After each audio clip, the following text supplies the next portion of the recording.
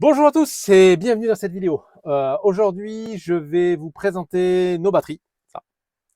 Ça. Donc, qu'on utilise dans notre bus solaire autonome.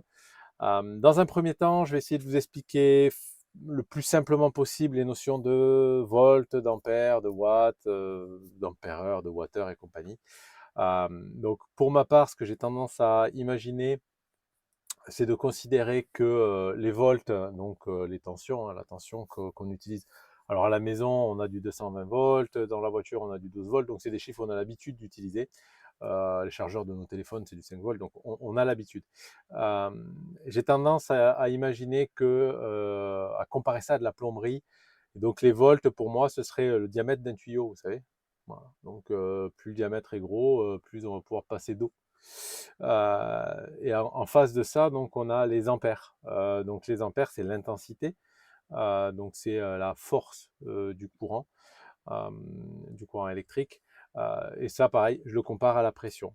C'est à peu près la même idée, c'est-à-dire que si on a un gros tuyau avec une grosse pression, on va envoyer beaucoup d'eau. Si on a un petit tuyau avec une grosse pression, on va envoyer moins d'eau. Enfin, vous voyez, on arrive assez facilement à imaginer que les deux, en fait, sont en corrélation pour la quantité d'eau qu'on va avoir au final. Fin de ma petite comparaison à la plomberie, quoique on a aussi les problèmes d'un tuyau qui ne serait pas conçu pour recevoir autant de pression et qui pète, ben, c'est trop d'ampérage, trop d'intensité dans un câble électrique et ils font. Donc vous voyez, ça se rapproche, ça se rapproche. Donc, mais surtout, en fait, le point principal sur lequel je voulais venir, puisque c'est des questions que j'ai souvent en commentaire, sur les ampères-heure et les watts-heure. Pour ma part, je n'utilise que les watts-heure et je vais vous expliquer pourquoi après. Donc, les ampères-heure, c'est la capacité d'une batterie en énergie. Donc, c'est le nombre d'ampères qu'elle peut donner pendant une heure. Voilà. Ou le nombre d'ampères fois le temps qu'elle est capable de le donner. Donc, globalement, vu qu'il n'y a pas d'unité derrière le heure, ça fait 1. Donc, 100 ampères-heure, elle peut donner 100 ampères pendant une heure. Ou elle peut donner 50 ampères pendant 2 heures. Ou elle peut donner 200 ampères pendant une demi-heure. C'est assez simple. Et c'est pour ça d'ailleurs que les fabricants de batteries, pour pouvoir comparer les batteries 12 volts, alors je parle vraiment des batteries 12 volts, puisque c'est sur celles-là que c'est souvent écrit, et vu que vous êtes assez nombreux à faire des installations solaires dans des vannes ou dans des maisons autonomes ou des choses comme ça, c'est vraiment l'information que vous avez. Donc vous me demandez souvent, il y a combien d'ampères-heure dans tes batteries? Ça ne veut pas dire grand-chose. Pourquoi ça ne veut pas dire grand-chose? Parce que ce qui compte en fait, c'est les watts, donc c'est l'énergie. Et les watts, c'est la multiplication donc des volts, donc la tension, par les ampères, donc l'intensité. Donc si vous avez une batterie qui fait 100 ampères heure, elle va être capable de délivrer, une batterie de 12 volts, hein, elle va être capable de délivrer donc 12 fois 100, donc 1200 watts pendant une heure. Par contre, si vous avez une batterie comme la mienne qui fait 400 volts, vous allez être capable qui serait à 100 ampères heure, on se retrouverait avec 40 000 watts pendant une heure. Vous voyez, ça n'a absolument rien à voir. Donc quand on compare des batteries de même tension, ben, les ampères heure, ça suffit. Mais quand on veut vraiment avoir une notion de la quantité d'énergie stockée dans un système, c'est vraiment les watts-heure qui comptent. Puisque qu'on soit sur une batterie en 800 volts comme les Porsche ou en 400 volts comme les Tesla, si on parlait en ampères-heure, on ne pourrait pas comparer la quantité d'énergie. On a vraiment besoin de parler en watts-heure. Pour ça, donc, je n'utilise que cette notion-là. Voilà, donc pareil, vous allez voir maintenant tout de suite pourquoi aussi j'utilisais watts-heure. Les notions de montage en série et en parallèle. Donc en électricité, donc on peut avoir plusieurs piles, plusieurs batteries et les brancher donc soit en série, soit en parallèle. Si on les branche en parallèle, alors je vais prendre des batteries simples. Hein, hop, je vais prendre une batterie et une autre batterie. Voilà, je vais faire avec du 12 volts, histoire qu'on soit sur un montage que vous avez plus l'habitude d'utiliser que quand on est sur les batteries de 400 volts. Donc ici, j'ai le plus, ici, j'ai le moins, ici, j'ai le plus, ici, j'ai le moins. Si je branche le plus avec le plus et le moins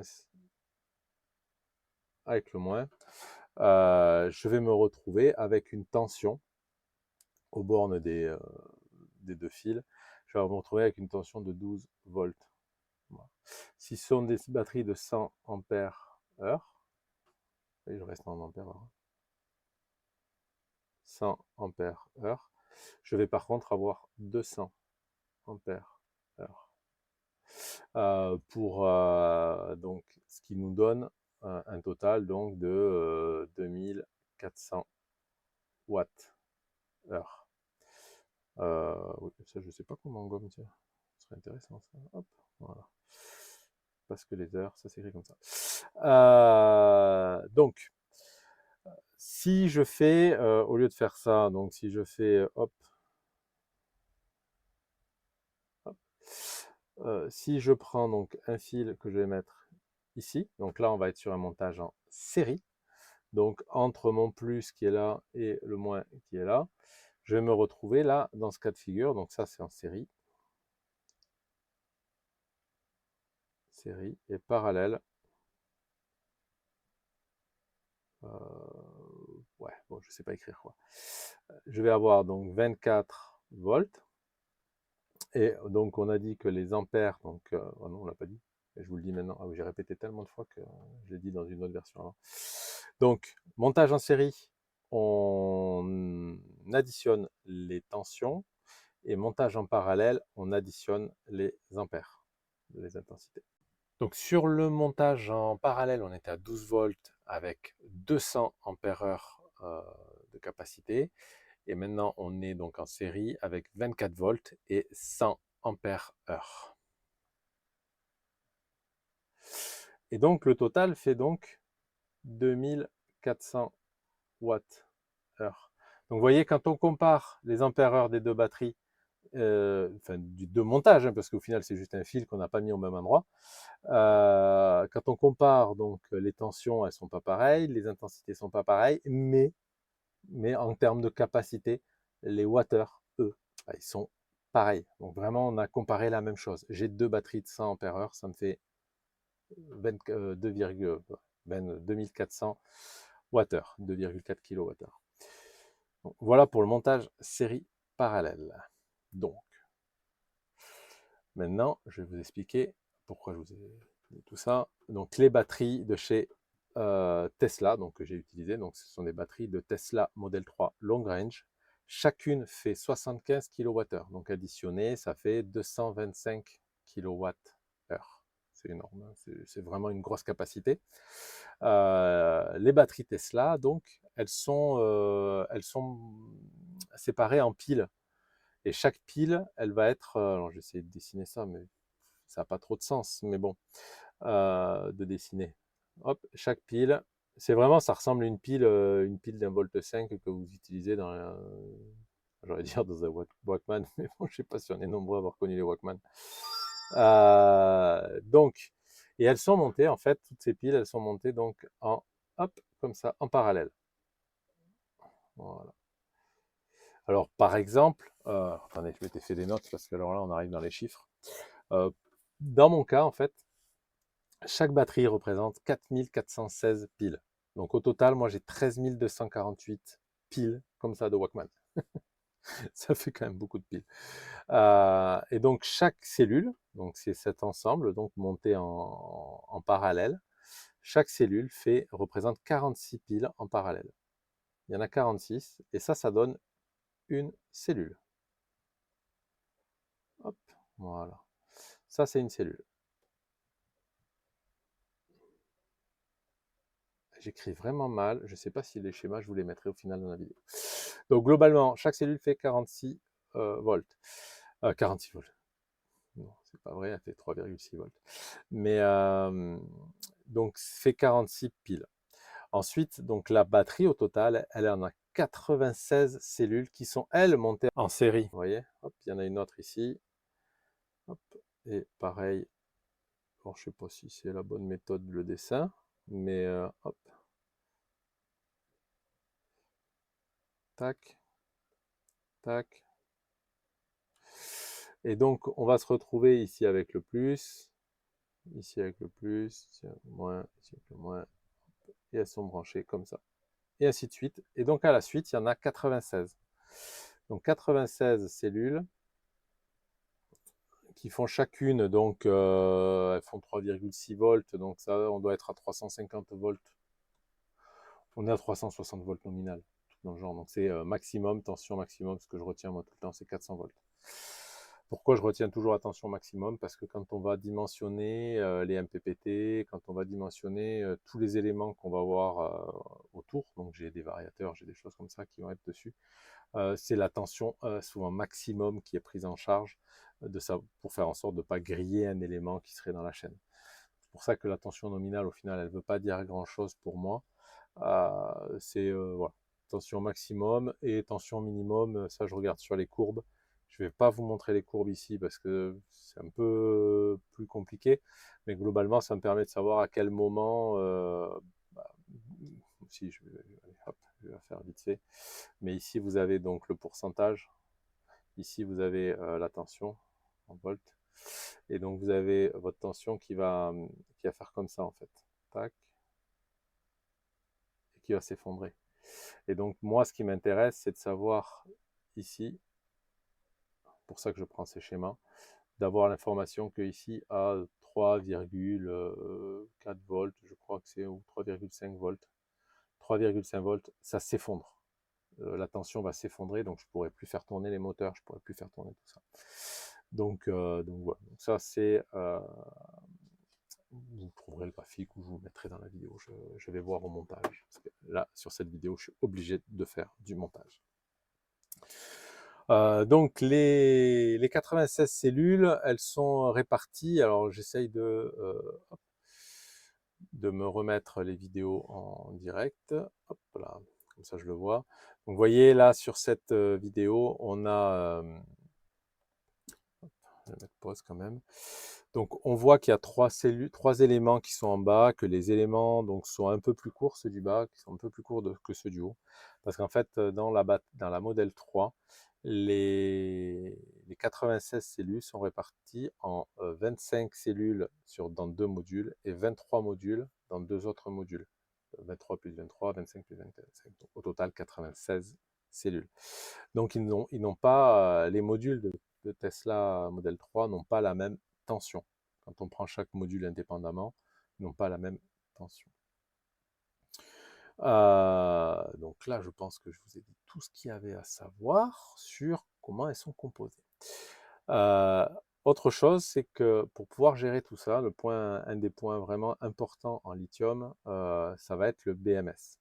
Le BMS, c'est lui qui va pouvoir dire on arrête de charger, ou on chauffe, ou on n'accélère pas trop parce qu'on est trop bas.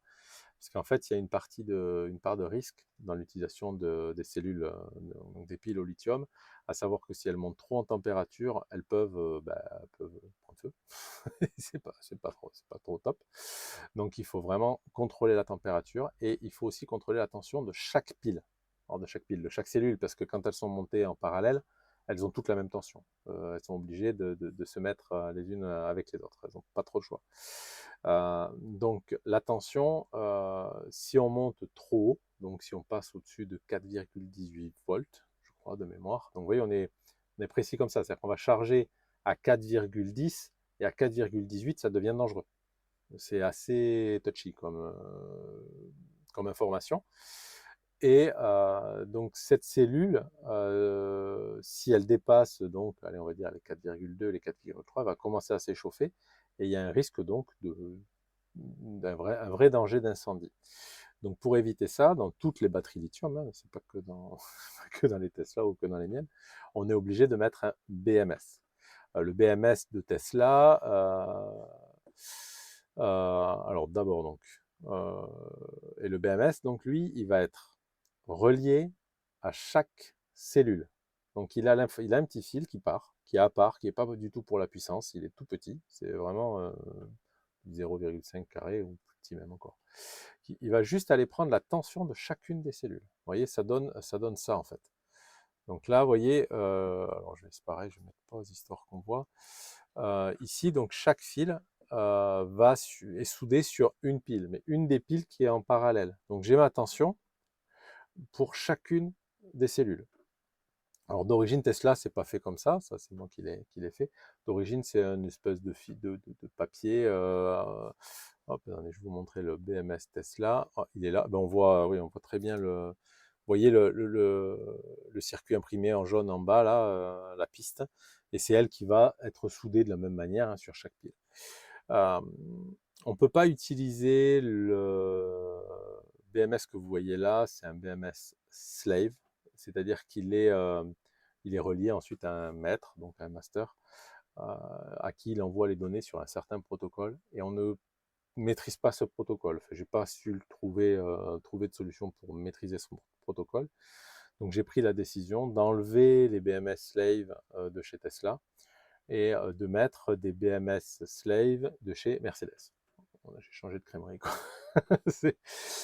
Puisque ça, par contre, on sait les maîtriser, on sait les commander. Donc ce BMS, donc, il renvoie donc, cette information. Il a une autre action très importante, c'est celui d'équilibrer. Alors pourquoi on va vérifier donc, chaque cellule en termes de tension? C'est tout simplement parce que vu qu'elles sont montées en série, les cellules, on peut avoir une cellule à 4 volts et une cellule à 3 volts.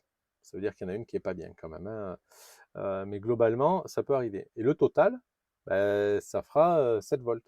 Qu'elles fassent 3,5 chacune, ou une 4 et une 3, ce sera pareil. Vous voyez, dans l'addition. Et donc le risque, c'est d'avoir une cellule qui serait à 5 volts et une autre qui serait à 3 volts. Et à ce moment-là, vous avez un risque d'incendie. Donc c'est pour ça qu'il faut vraiment contrôler au niveau de chaque cellule.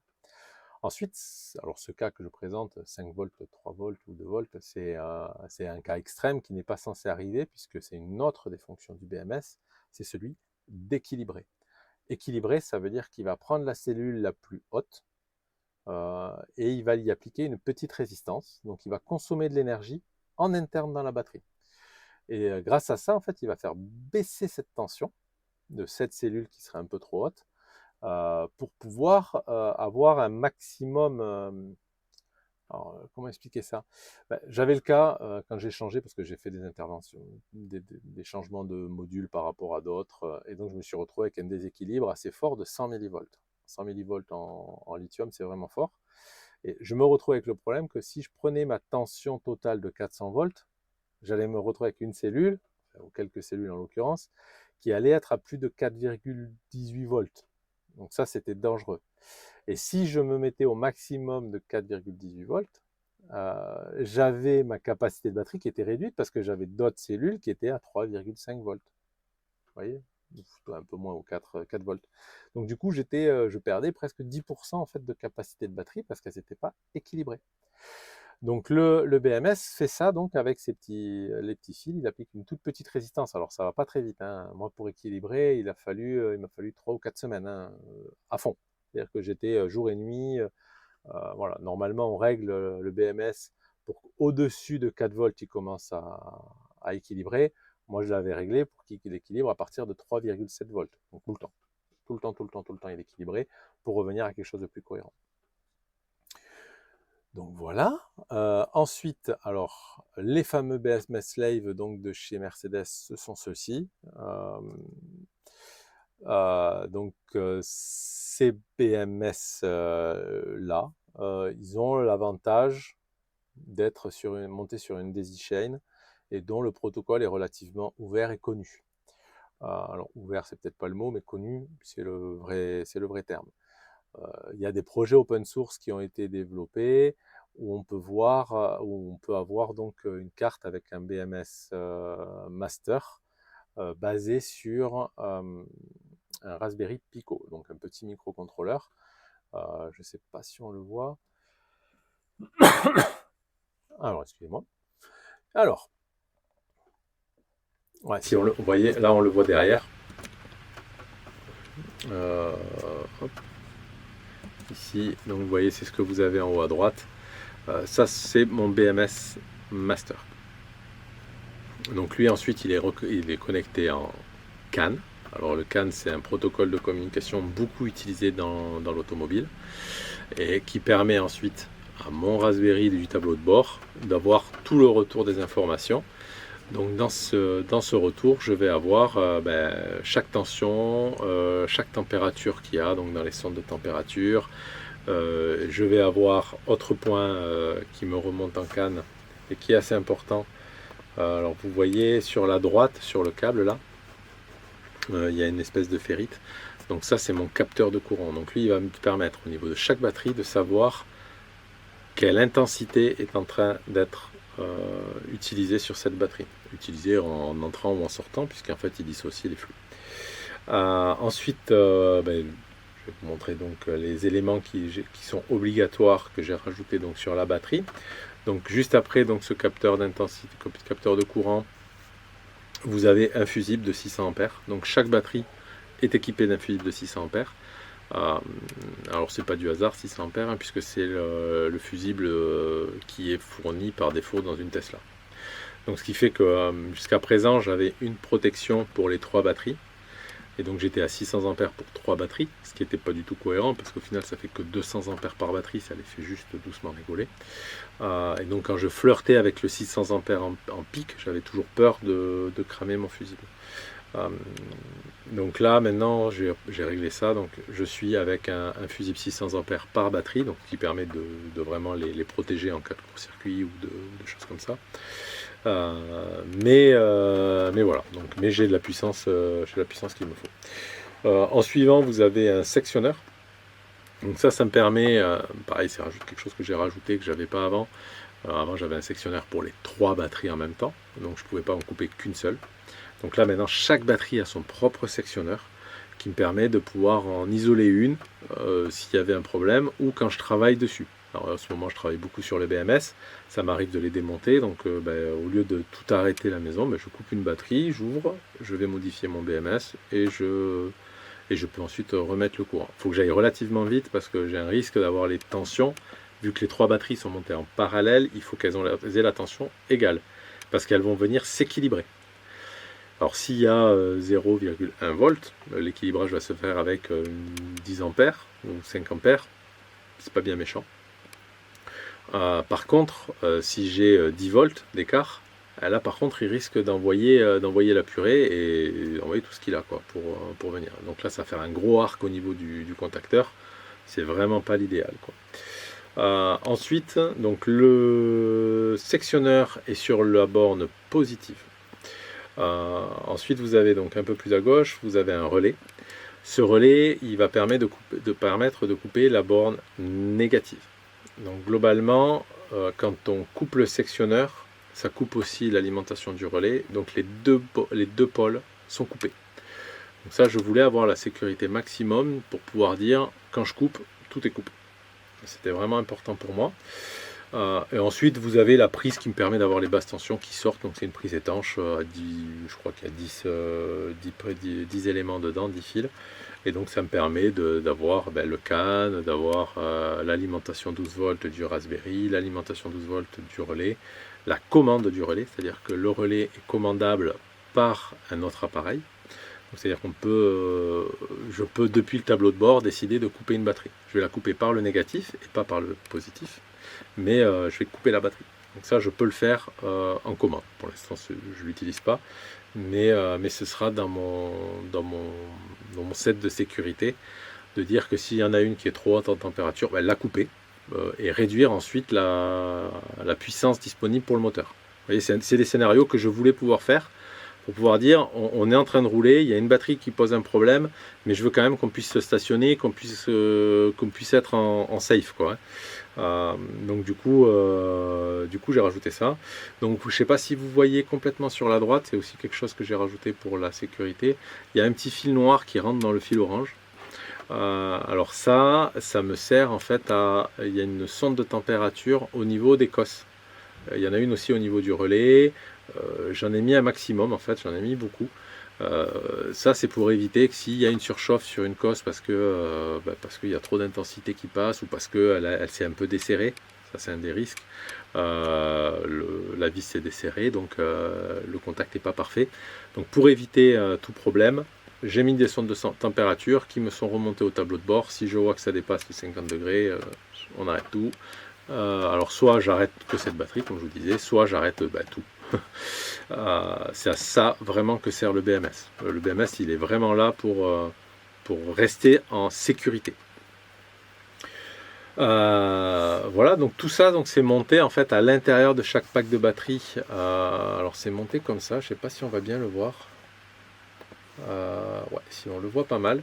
Donc ça c'est dans la boîte aluminium que j'ai fait. Donc on voit chacun des éléments qui est monté. Là ils sont branchés en l'occurrence, le plus et le moins est branché. Voilà, hop, vous voyez ici.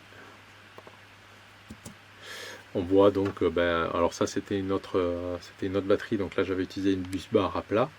Et on voit donc le capteur de courant qui est en haut à droite, le relais qui est en haut à gauche, le sectionneur et le fusible. Donc on voit vraiment tous les éléments. Et en bas vous voyez le Raspberry, donc qui est mon BMS master de la batterie. Voilà, et donc tout ça une fois fermé, ça donne quelque chose. Alors attendez, est-ce que quelque chose comme ça. Donc vous avez la clé, donc qui fait que si je coupe, je peux aussi enlever la clé.